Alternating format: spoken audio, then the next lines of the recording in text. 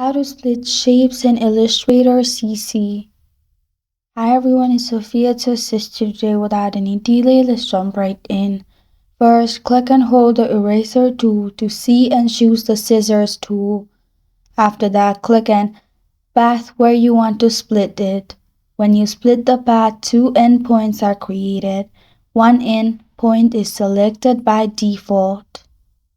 If you don't click a click point or a path using the scissor tool, Illustrator prompts you use the tool on a segment or an anchor point of a path. Click OK to continue. After that, select the anchor point or the path cut in the previous step using direction selection tool to modify the object. After that, you're good to go. That's how to split shapes in Illustrator CC. Thank you for joining me today. If this video helps you out, please leave a like and subscribe for more. Got a question or want to suggest a topic? Comment below. I am Sophia signing off until next time.